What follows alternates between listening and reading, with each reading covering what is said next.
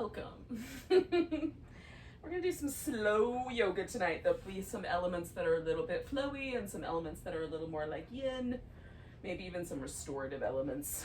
So, well, some combination of those things are gonna happen mostly the way I think about this practice tonight anyway. Tonight's theme, if that's the right word, I'm not clear it is, but my intent maybe is to create a practice that's sort of an opportunity to really just take care of ourselves and nurture ourselves. Let the practice be kind of an exploration, a separation from whatever other things are going on in life, and just to be present. So if there's parts of it that you don't really enjoy, you can modify those or switch them up. If there's parts of it that you want to do a little more intensely, you can add on. So just kind of let yourself, mostly what I'm interested in for myself anyway, maybe, and for you to choose whether you want to go down this road with me, is to sort of let myself sink into the intuitive centers in my brain and really just work as intuitively as possible. Do the least amount of critical thinking, the most amount of feeling and being.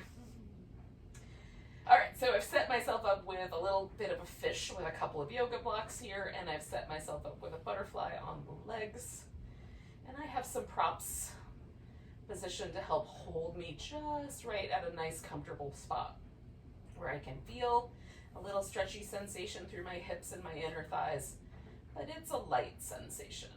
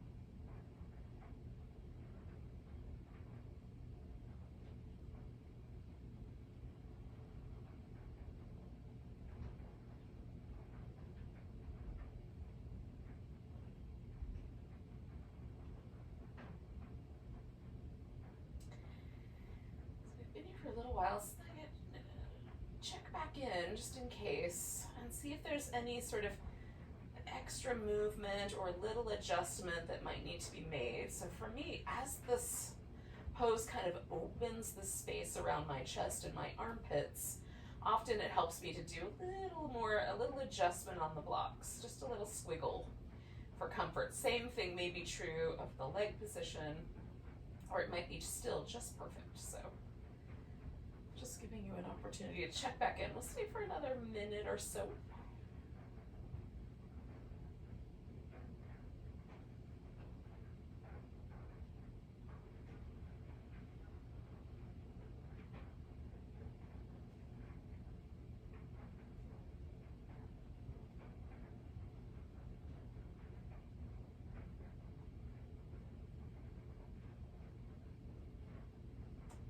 Any tension from the muscles in your face and jaw, tongue, throat, backs of the eyes.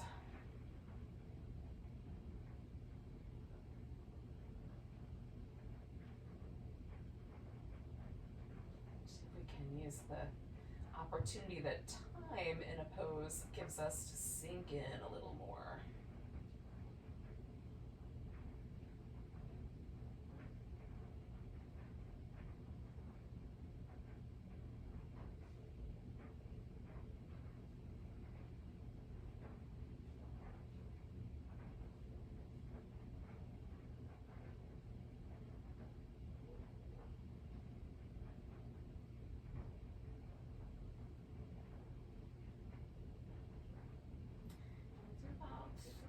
4 more breaths.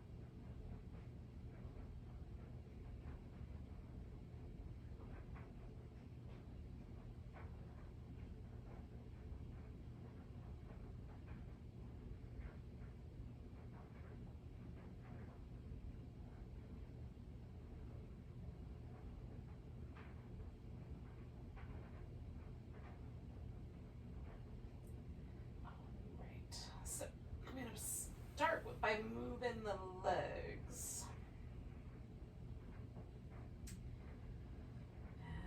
And then I'm going to let myself roll over to the side. Now I've used yoga blocks, so it's just a matter of rolling and getting them out from underneath me. Because then I'm going to come back onto my back. And hang out for a moment. So depending on the firmness of what I put underneath my upper back, there's a different sensation. So as soon as I come off of the blocks, I can feel like a little bit of an impression, a divot, if you will, where that block was underneath my upper back. And that will slowly sort of sink, it's doing it now, sink toward the floor, which then gives my upper back this really lovely sort of broadening, softening sensation. I'm a fan of that, so I'm going to let myself really massage into that by kind of rocking against the floor. Allow that sensation to happen and relax into it. It's delightful. Now, if you had something softer under your back, that might be a little less. For me, it's more diffused. Softer the object, the more diffused that sensation is. There's also a little sort of effervescent sensation for me in the inner thigh after holding that pose for a while. So you may want to do, like, sometimes it feels nice to do a little internal rotation after all that external butterfly work. If you didn't do a butterfly, then that may not be the thing that feels best. To do a little inner turn.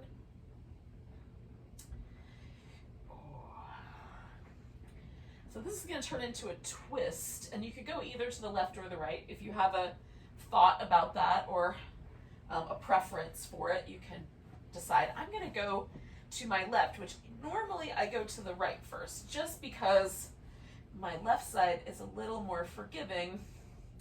And I don't usually start with the spicy side, but for whatever reason, I'm feeling like starting spicy tonight.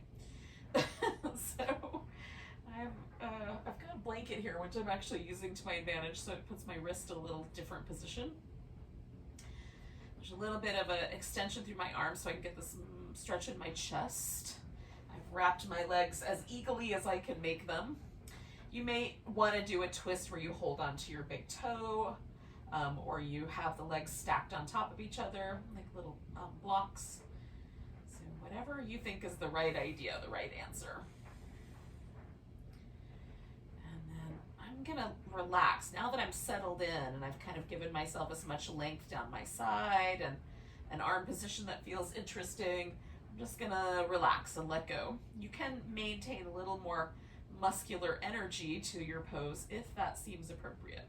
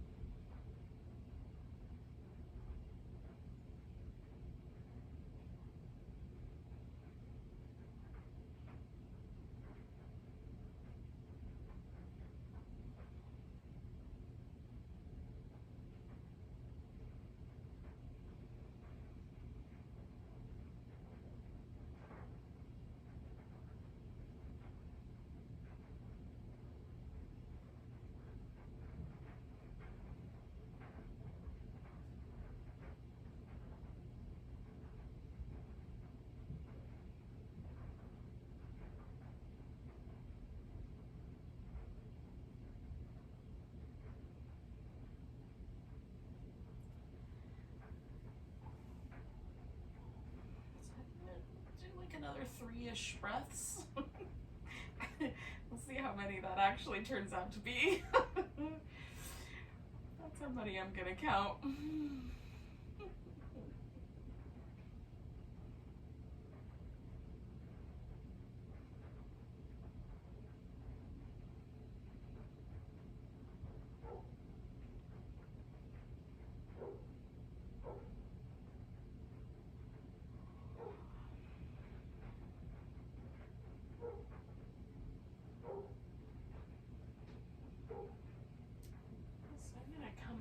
My exhale. Just take a moment. Oh. Stretch in a little different way. Oh, you may want to move immediately. I like to give myself sometimes a little bit of sort of a loose, jiggly almost movement, but mostly also a little stillness, right? So kind of combination, a little bit of movement and a little bit of just relax. Seems to be a combo that works really nicely for sort of sinking into the afterglow of a pose and also releasing any tension that came with the transition out of the shape. Sometimes that creates a little muscle tension for me that lingers. So by giving myself a little chance to relax, releases out. Okay, so I'm gonna do this as best I can, eagerly wrap with my legs. Take them over the other way. If there's any resistance in your back to twisting the opposite direction, don't twist yet, right? Give yourself a little more time to release in between. And then we'll stay a while.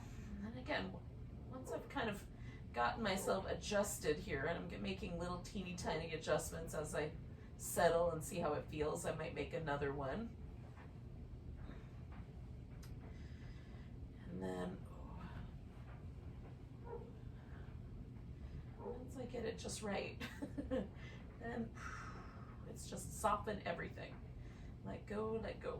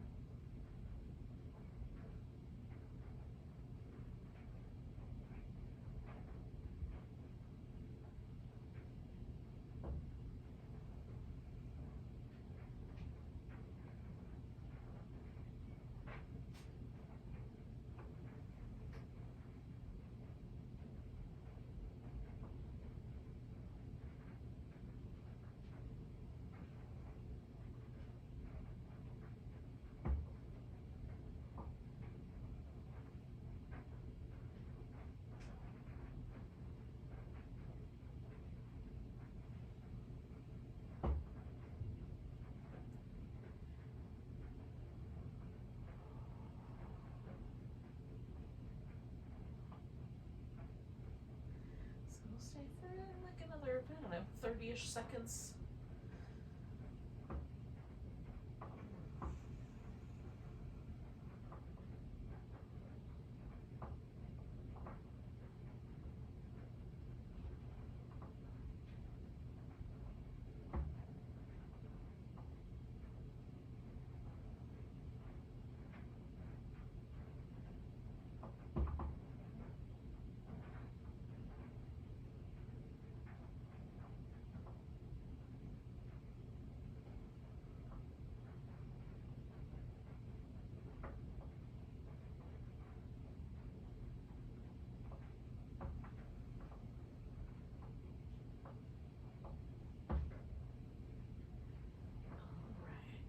Take a big breath.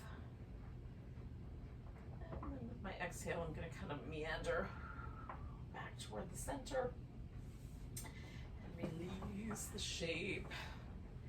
Now, this is going to turn into a child's pose or some equivalent. Could be a frog pose. I'm going to start with a tadpole, see where that takes me, a wide knee child's pose.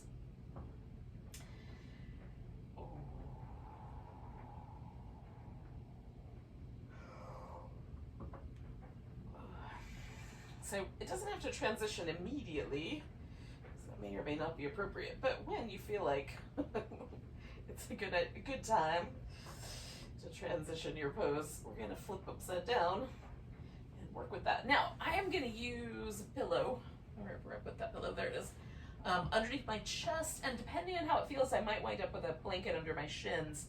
But you can add whatever props you think are appropriate. If you like to do child's pose with no props, you could do it that way as well. You want to do a few little rounds of cat before you get to your child's pose. You could do that as well. So I'm going to take my knees fairly wide. Toes are not touching in my case, but they're turned a little closer to the middle than the knees, just a wee bit.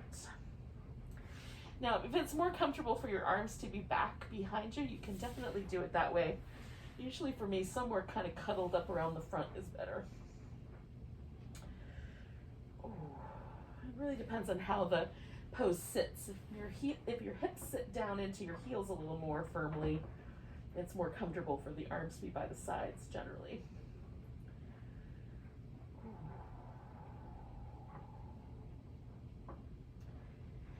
Hang out with this guy for a little bit, a couple minutes.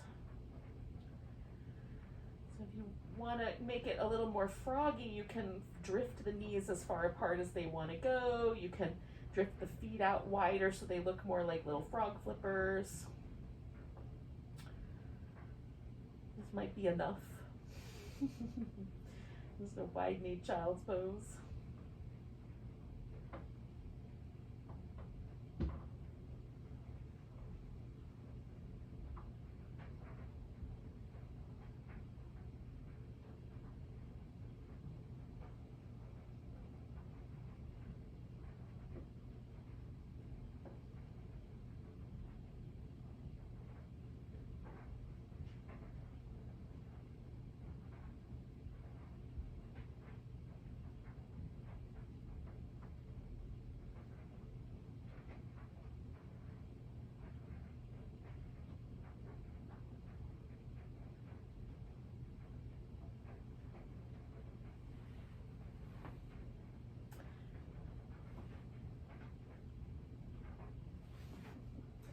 Hang out for about another 30 seconds or so.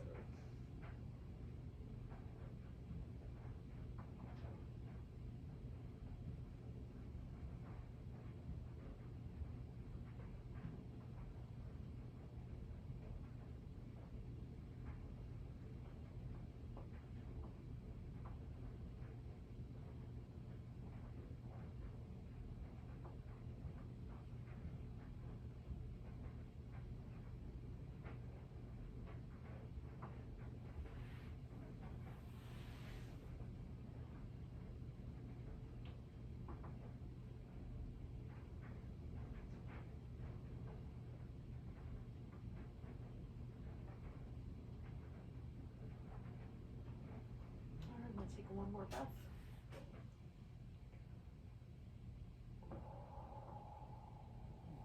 We're gonna come up. Now, I'm gonna do a few rounds of cat shapes, the little tuck and tilt of the pelvis.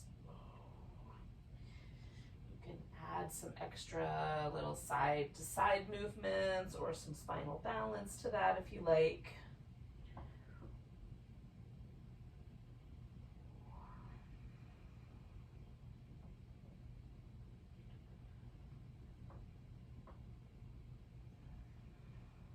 Now, I'm going to turn this into a kneeling lunge, and I'm going to move back and forth, and that may or may not be right for everyone. So I'm going to move into the lunge and then back, kind of staying low to the ground, but a little on a diagonal here. If you would prefer to not do this with this kneeling lunge, you can actually take this to a standing lunge, and it will do like a lunge and maybe a pyramid, straighten out the legs and fold over them. That might be the combination. So coming to a high lunge and and more of a pyramid where your legs are both straight and you're just folding over the front one. Hopefully that makes sense.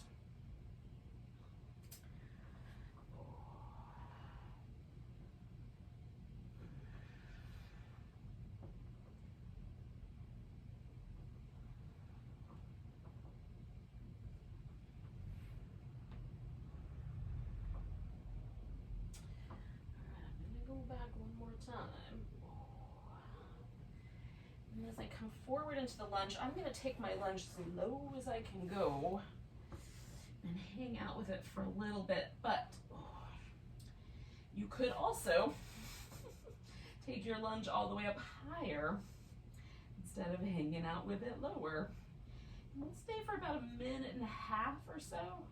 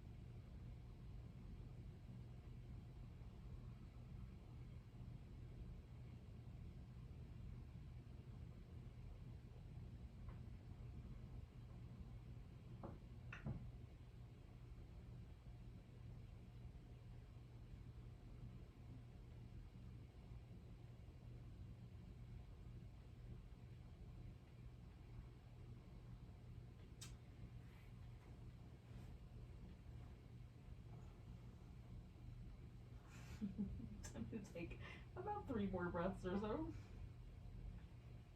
And then I'm going to turn this into a little hamstring stretch. I'm going to do a half monkey. The full monkey is a full front to back splits. That is a little extreme for me. So while I can do that with the aid of some props, this is enough. Just straightening out that front leg and folding over it.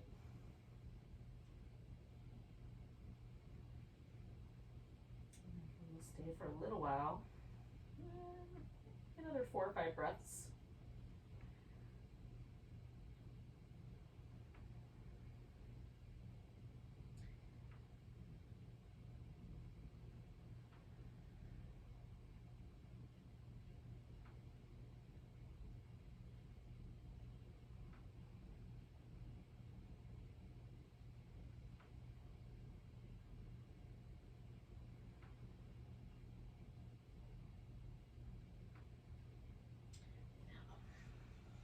Turn this into a version of the hero pose that works for you. So we're going to sit down. I'm doing a half hero. So I've got one leg straight, one leg bent. My hips don't go all the way to the ground, so I'm going to sit on this pillow. And mostly I'm going to stay upright. I'm going to lean back a little bit so that I get a little bit more sort of stretch across the top of this quadricep area of my thigh. You can recline all the way back if you'd like. Do a reclining half hero or the full.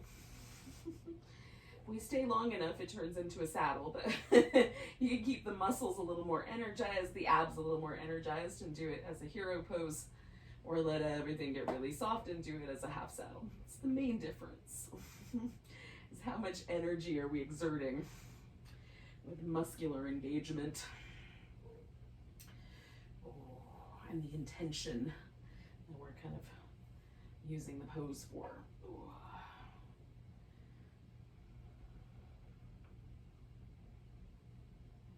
we'll stay for around 1.5 minutes-ish.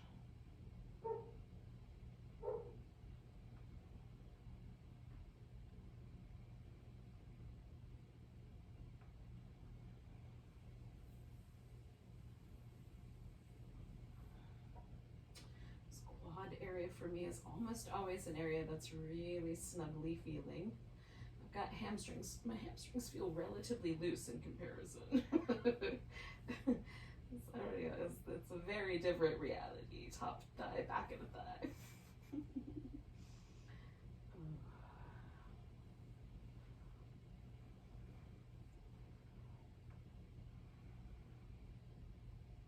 I'm very close to this plant. Oh goodness. I did not direct my pose very well.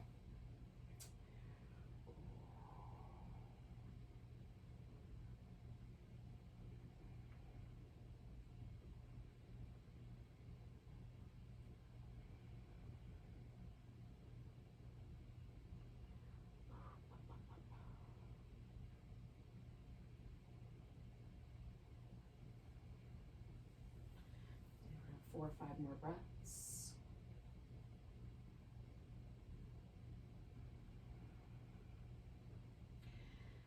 Now, while I'm breathing, I'm going to tell you what happens next. So there's a variety of options. One option would be to take this leg that's up front, if you're doing a half pose, that is, and you didn't go into a full hero.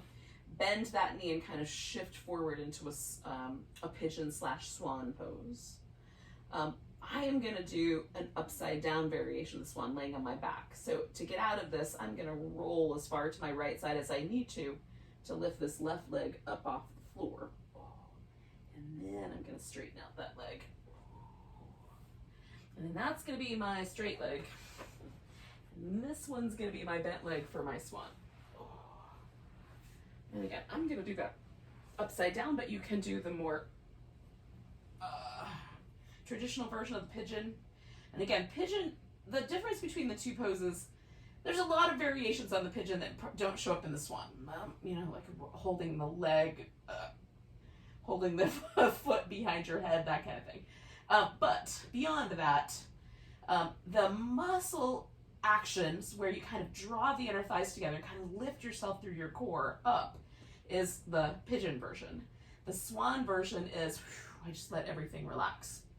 I'm doing I let everything relax here. So mine's more akin to the swan. And again, that's just the difference between yin and yang. We're kind of threading between those two, journeying between the two notions of practice tonight. With some things that are a little movement oriented and flowy, and some things that are a little more stillness oriented and relaxed.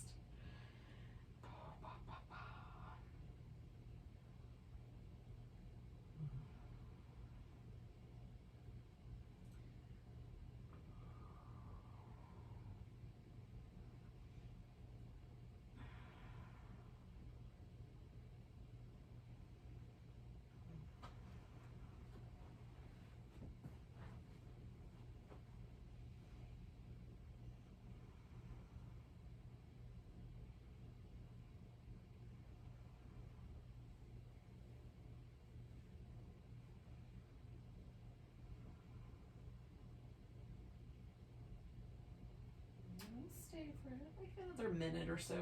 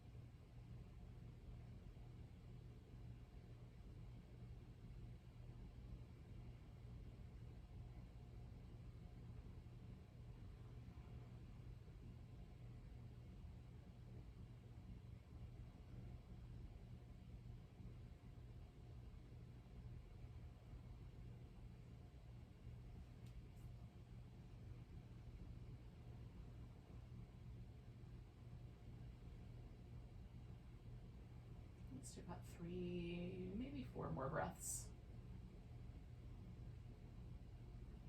Now, if you shifted forward into the kind of regular version of the pigeon, or accompanying swan.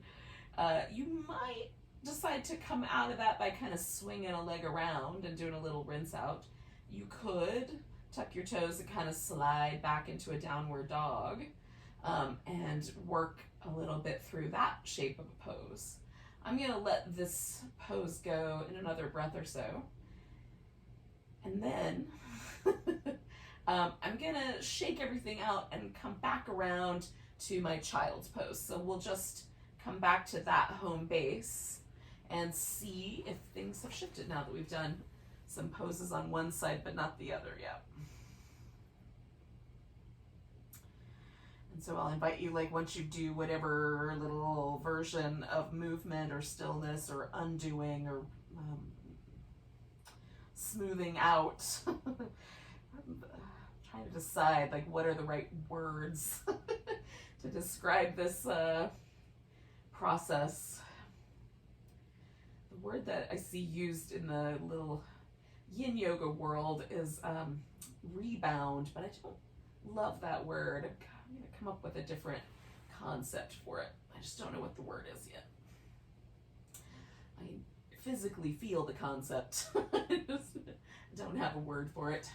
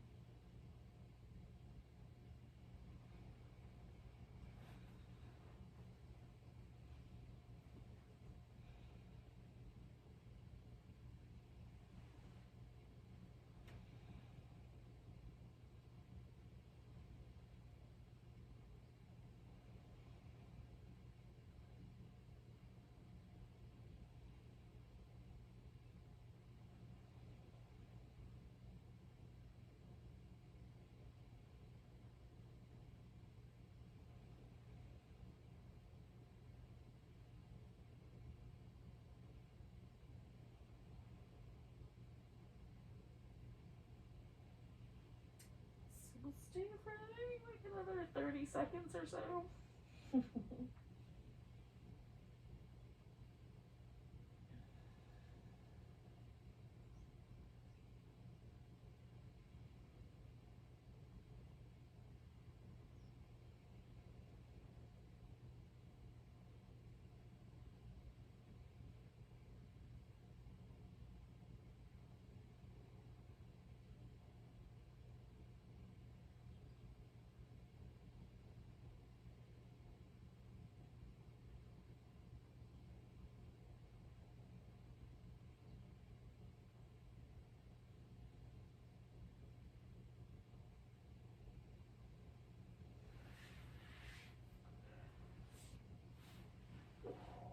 So, I'm going to transition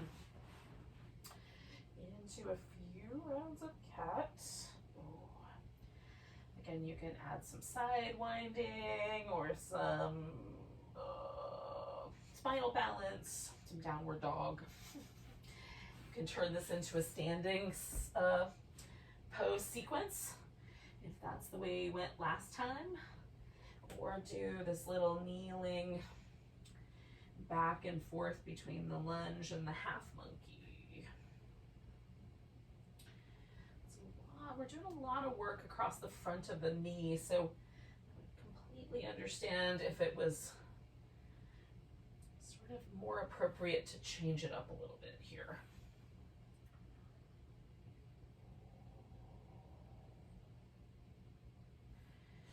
All right, I'm going to come forward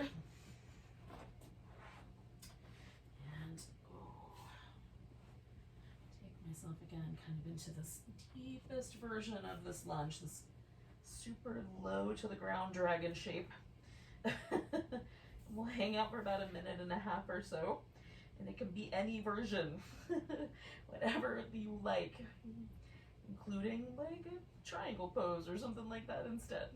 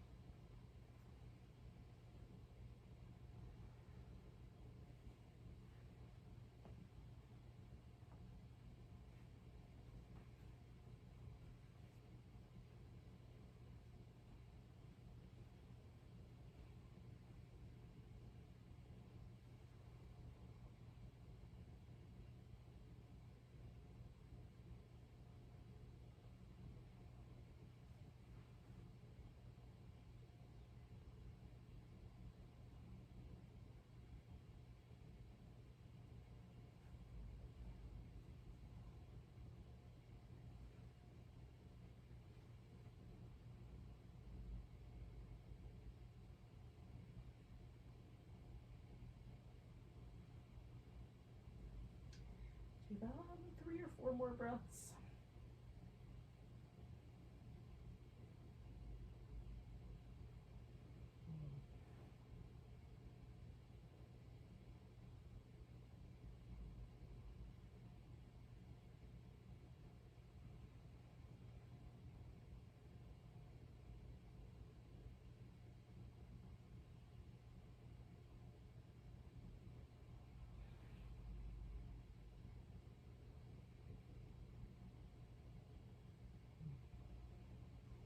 You're ready.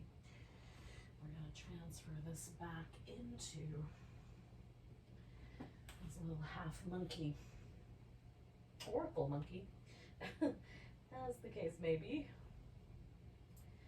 It's kind of focusing a little more of our attention on the hamstrings, maybe the calf muscles also. It's a little more active, so we won't hold it quite as long.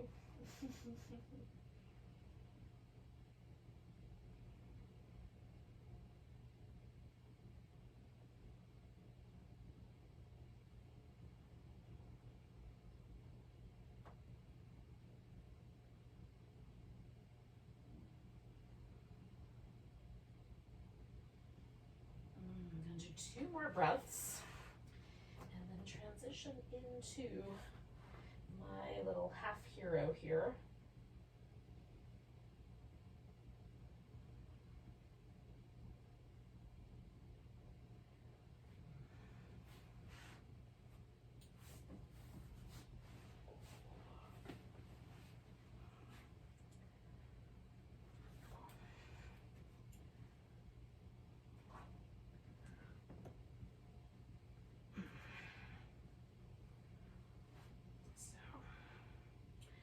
Working with this pose as you see fit. Maybe you're doing a full hero again. You do a second full hero. Maybe you've got this little half hero that you want to lay all the way onto your back. Usually as soon as I get into it, I can feel the little stretch, and then as I stay, it gets softer and softer and softer across the top of my thighs, so I can lean back a little bit more. But we'll see. We'll see how tonight goes.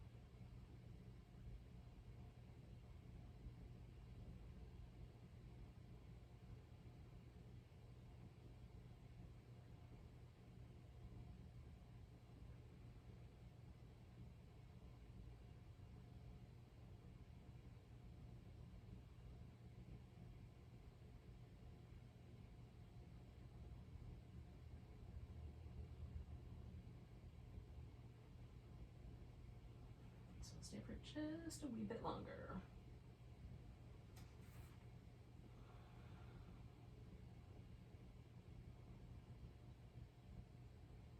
And again, like this pose that we're up to will transition into the swan in like 2 or 3 breaths, however long you want to stay.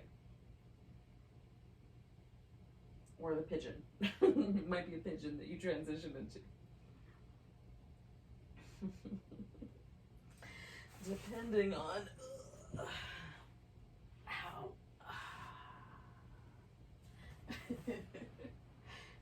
how intense the muscle action is when you get into the shape.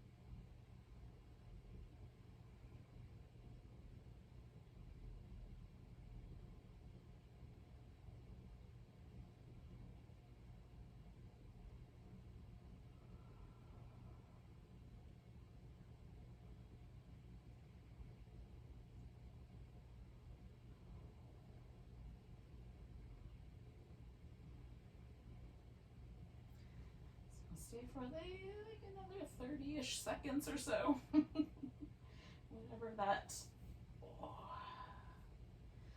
feels like to you. It might feel like an hour. It'll be somewhere in that neighborhood though.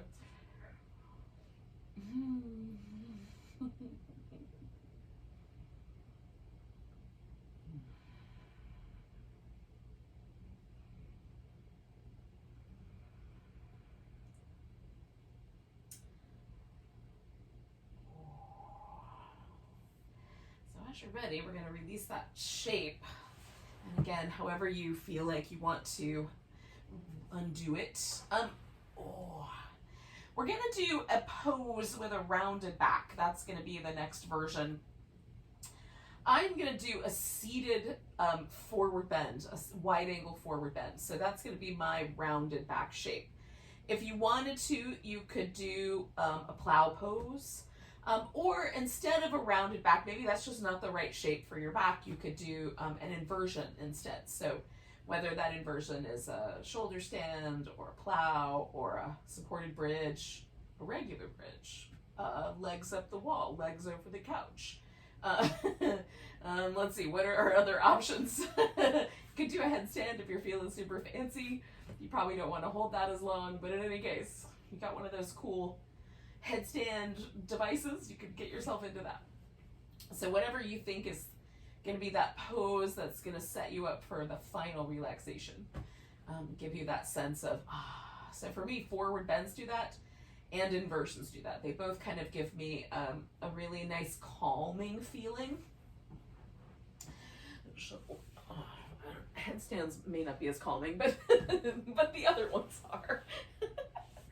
They're pretty energizing, actually. I should make sure I qualify my statements. In any case, so I'm going to do this wide angle forward bend, just let myself round over to the front, and you choose appropriately for you.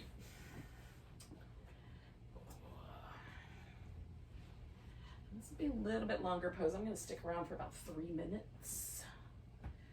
And that's a good amount of time for some of the inversions like the bridges and the plows, and you may not even want to hold it quite that long. Legs up the wall, I like to do that one for longer, so you could even choose to stick around with a legs up the wall and let it turn into your final relaxation.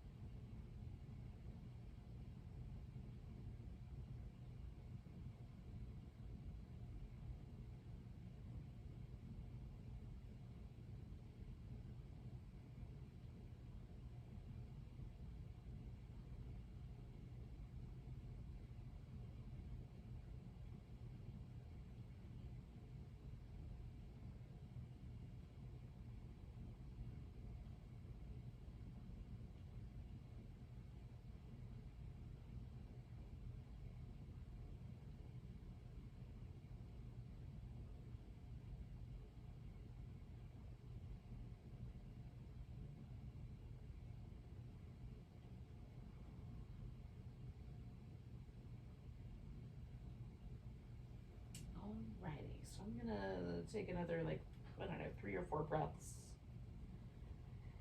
I'm gonna slowly peel myself up.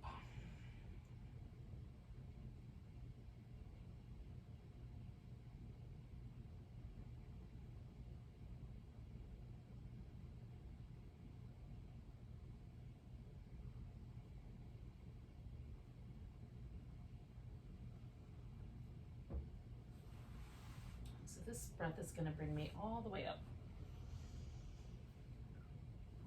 Oh, I'm gonna bend my knees. And this is going to take a little while, but I'm eventually going to wind my way down into a final relaxation where I lie down on the ground.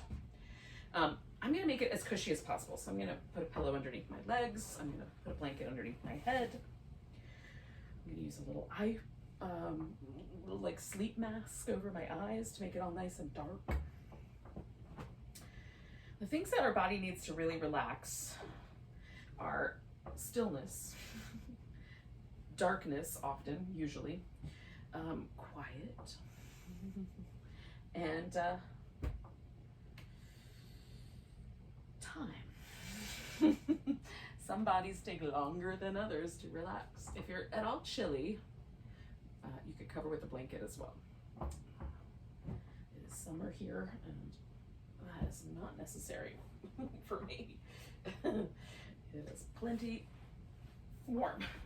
Warmth is also helpful for relaxing. But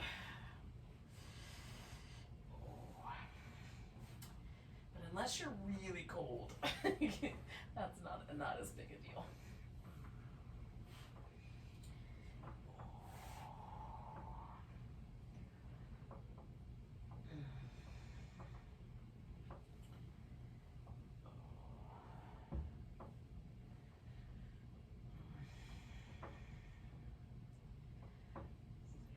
Yourself.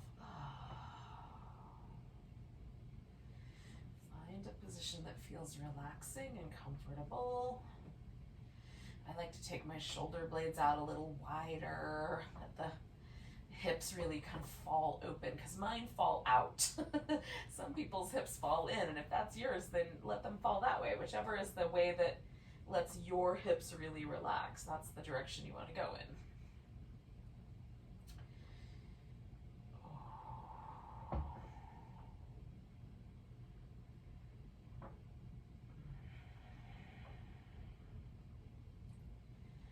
To the best of your ability, just take all of that mental energy and let it hang out near the back of the brain.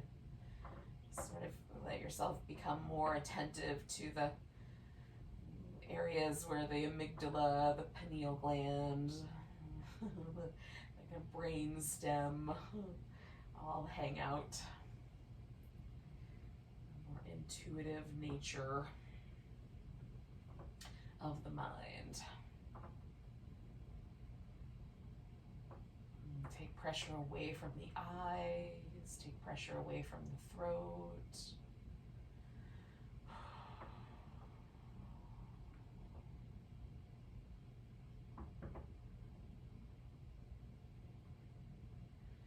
The one centers right behind the skull, right at the base of the skull where the neck and the skull join together. Let that area become as relaxed as possible. Sometimes for me it helps just sort of cup that area with a little blanket wrinkle, just so that there's a little bit of support under the neck. Not too much, just a little.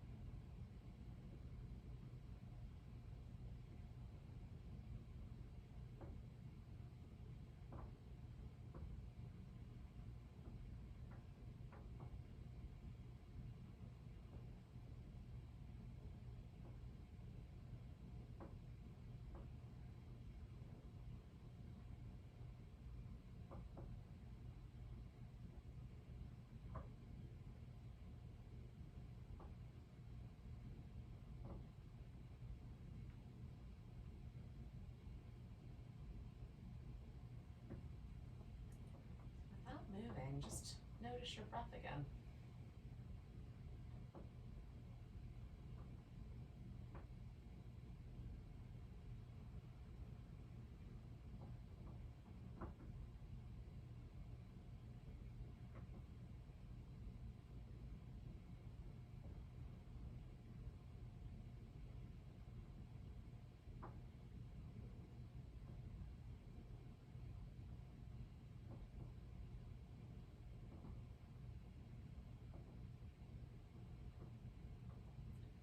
Take a breath all the way to your tiptoes. Let it go with a big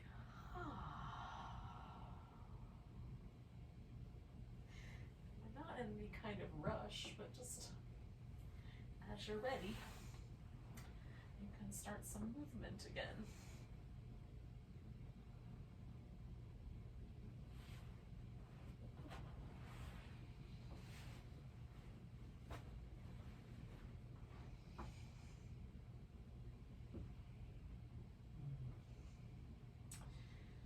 And let your movement pattern just eventually kind of culminate in sitting up. May take a while, but eventually that's where we'll all wind up.